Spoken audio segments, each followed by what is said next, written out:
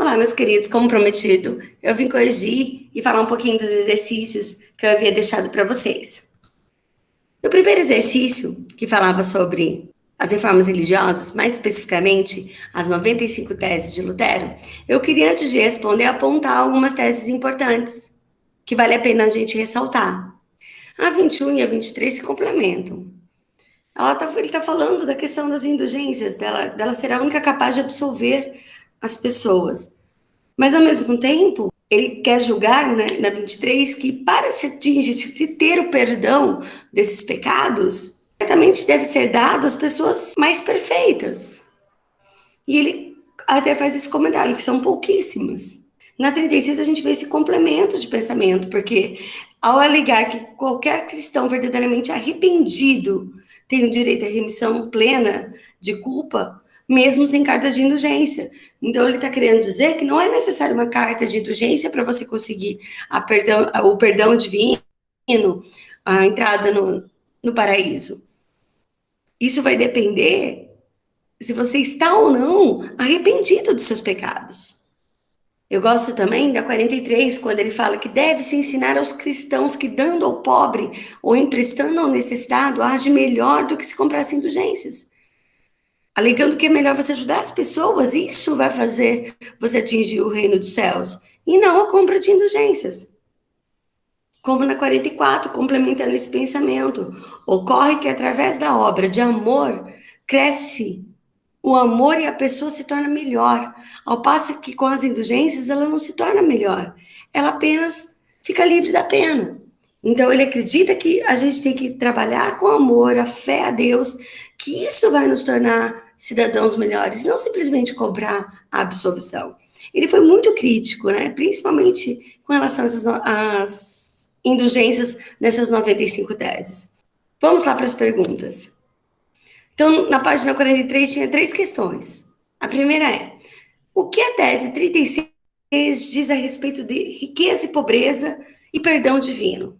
Então, na 36 está dizendo: qualquer cristão verdadeiramente arrependido tem o direito à remissão plena de pena de culpa, mesmo sem a carta de indulgência. Se eu tivesse que comprar uma indulgência, a pessoa pobre não teria chance de ir ao céu. Só o rico. Se eu acredito na teoria de que quando você pede perdão, você está arrependido dos seus pecados, você vai para o céu, aí não depende do poder aquisitivo que você tem, a que classe social você pertence. Então, tanto os ricos quanto pobres podem ascender ao reino dos céus. Agora, a questão número 2. Qual é a opinião de Lutero sobre as indulgências? Justifique sua resposta. Ele é extremamente contra. Ele já até começa a reforma dizendo que não há respaldo bíblico, ou seja, não há nada escrito na Bíblia que justifique as indulgências. E depois ele vai apontando uma série de alternativas que é para você atingir o reino dos céus e não através delas, das indulgências, como ajudar o próximo, redimir-se dos pecados, ter amor a Deus e amor ao próximo. Isso sim é o caminho para a salvação, e não essa compra de indulgências. Para Lutero, como deve agir o fiel em relação às indulgências e ao próximo? Ele tem que negar as indulgências, ele não deve comprar. Ele fala muito bem em vários pontos: não compre, não faça isso, mas ame ao próximo, ajude ao próximo. Aí sim você vai atingir o reino dos céus. Depois, na página 46, tinham mais 5 questões. A primeira era assim: quais reinos europeus se mantiveram católicos após a Reforma Protestante? A gente tem 3 grandes, né, reinos europeus que mantiveram-se como plenamente católicos: Portugal, Espanha e Itália. Em quais lugares o catolicismo passou a dividir espaço com os reformistas? Onde começou, que foi a Alemanha, depois Suíça e França e Inglaterra. E a 3. Em qual reino a igreja anglicana era hegemônica?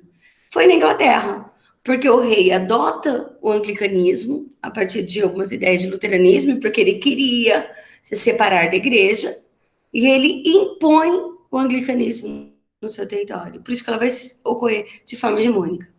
Em qual região se originou a igreja luterana? Como nós vimos, Lutero era um monge agostiniano alemão, e é ali que ele começa a pregar, principalmente na cidade de Wittenberg, que era onde ele dava aula, onde tinha a universidade.